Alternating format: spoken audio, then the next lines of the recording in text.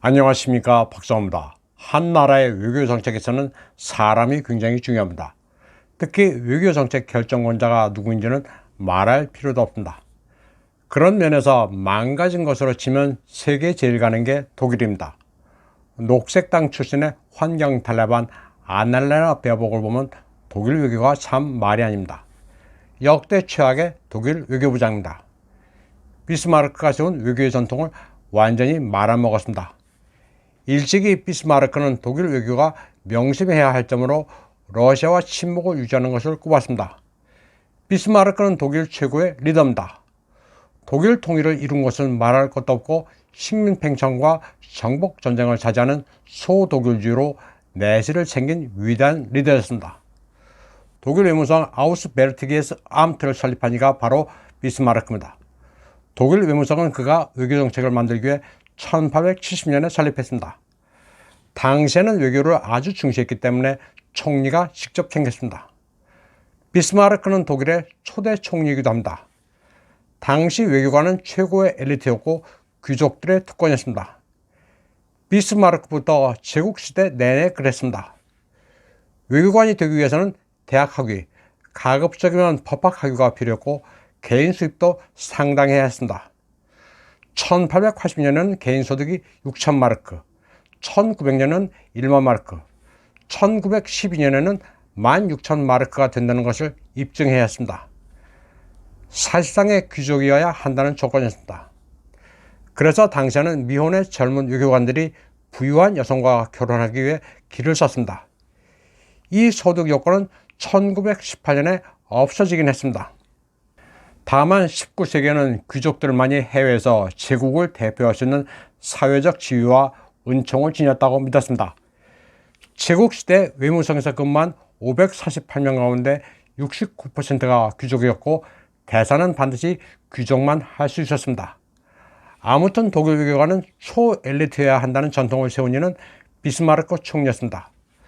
그래서 독일 베를린의 외교부 청사에서 가장 중요한 회의실 이름은 비스마르크 홀이었습니다. 그런데 그의 이름이 지워졌습니다. 초상화가 제거된 것은 물론입니다. 외무성의 비스마르크 홀은 과거 동독 시절 권력의 중심으로 불렸습니다. 동독의 집권당인 사회통합당의 정치 국원들이 모여 사회주의 동독의 정책 기조를 마련한 장소가 바로 비스마르크 홀이었습니다. 동서독이 통일된 뒤에 비스마르크 홀이 있었던 외무성 건물은 동독 인민회의소가 잠시 입주했다가 비워졌습니다. 연방정부가 통일에 따라 본에서 베를린으로 이전했을 때 연방외무성은 구 건물 바로 앞에 세부지를 얻어 건물을 신축했습니다. 그러나 외교부장과 외교부 공무원들 상당수는 구 건물에서 거주했습니다. 전통이 있기 때문에 모양이 나기 때문이었습니다. 모든 독일의 정부 부처가 이전할 때 나무 벽으로 장식되어 있었던 정치국의 홀은 오토 폰 비스마르크의 이름을 가지고 있었습니다. 비스마르크가 역사 교과서에 남을 정도로 명재상이었기 때문에 당대부터 지금까지 여기에 아무도 시비를 걸지 못했습니다. 그런데 녹색당이 문제였습니다. 그 유명한 요시카 피셔 당시에도 시비를 걸지 않았지만 아날레나 베어복이 외교수장이 되자 철혈재상이 못마땅했습니다. 비스마르크 홀은 더 이상 비스마르크란 이름으로 불려서는 안 된다고 여겼는데 어느새인가 비스마르크 초상화는 철거됐습니다. 독일 여성 페미니즘 정치는 비스마르크를 못마땅하게 여겼습니다. 독일 녹색당은 비스마르크를 미워합니다. 2017년의 경우 이주민 출신의 정치인 챔 웨즈데미르와 괴링 에카르트는 베를린의 비스마르크 기념비 앞에서 시위를 벌이기도 했습니다. 소문에 따르면 2019년에 이미 한번 비스마르크의 초상이 내려졌습니다. 당시 국무장관이었던 미셸 민터페링은 외무성 여성 직원만을 위한 리셉션을 열고 독일 외교에서 남성의 힘은 깨어져야 한다고 말했습니다. 그녀는 연설에서 왜 건물 복도에 남자 초상화만 잔뜩 줄여 있어야 하느냐고 불만을 토로했습니다. 그러면서 비스마르크 홀을 보면 짜증이 난다면서 앞으로 해야 할 일, 즉 남성성을 지울 일이 많다고 말했습니다. 독일 녹색당은 문제가 많습니다. 친환경 페미니즘을 주장하면서 남성성, 힘에 대해서는 거부감을 갖고 기행을 반복하기 때문입니다. 다음 소식입니다. 11월 말 러시아군이 키예프 등 주요 도시의 인프라를 마비시키기 위해 사용한 KH-101 크루즈 미사일은 바로 2달 전에 제조됐다고 뉴욕타임즈가 Conflict Armament Research를 인용해 보도했습니다. 서방 국가들은 러시아가 이런 무기를 제조하지 못하도록 반도체 등에 대해 금수 조치를 취했지만 아무 소용이 없다는 게 증명됐습니다. 제재에도 불구하고 KH-101 같은 첨단 미사일을 계속 생산하고 있다는 사실이 밝혀졌습니다. 반도체를 자체적으로 생산하거나 아니면 다른 데서 조달하고 있는 것입니다. 분쟁무기연구소는 무기 잔해를 수거해 조사한 결과 크루즈 미사일이 2022년 가을에 제조된 것이라는 것을 밝혀냈습니다. 파편 사진의 일련 번호 가운데 32는 2022년 3분기를 의미합니다.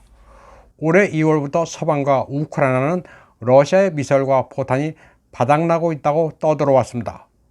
무기 산업을 담당하는 러시아 부총리 유리 보리소프가 5월 러시아는 미사일과 탄약을 충분히 보유하고 있다고 밝혔지만 계속 그게 아니라고 떠들어댔습니다.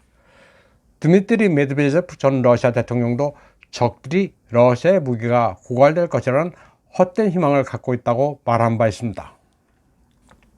플래툰, 미드나잇 익스프레스 등으로 오스카상을 수상했던 올리버 스톤 감독이 우크라이나 분쟁을 부채질한 것은 미국이라고 비판했습니다. 그는 제다에서 열리는 홍해 국제영화제에 참석한 자리에서 세르비아 매체 폴리티카와 인터뷰를 갖고 무릎을 꿇고 죽지는 않겠다면서 이같이 말했습니다. 그는 2014년 이후 돈바스에서 무슨 일이 일어났느냐, 미국이 우크라이나 군대에 막대한 지원을 한 이후로 키예프가 러시아에 적대적이 됐다고 말했습니다. 올리버 스톤 감독은 미국이 규칙에 기초한 국제 질서를 추구한다고 말을 하지만 이익이 될 때는 그 규칙을 어긴다면서 미국의 위선을 비판했습니다. 또 바이든에게 실망하고 있으며 그에게 표를 던진 것을 후회한다고도 말했습니다. 그는 바이든이 원래는 호전적이었지만 나이를 먹었으니 성숙해지고 덜 호전적일 것이라고 생각했지만 그게 아니었다면서 미국이 빠르게 무너져 내리고 있다고 말했습니다. 지금 나이 많은 할아버지 바이든은 매우 위험한 사람으로 러시아인 살해를 외친다고 말했습니다. 그는 바이든이 푸틴만 제거하면 예친 시대처럼 러시아를 가지고 놀 수 있을 것으로 생각하지만 그것은 헛꿈이라고 말했습니다. 올리버 스톤 감독은 공화당이나 민주당이나 그 나물의 그 밥이라면서 제3당이 출연해야 미국에는 희망이 있다고 말했습니다.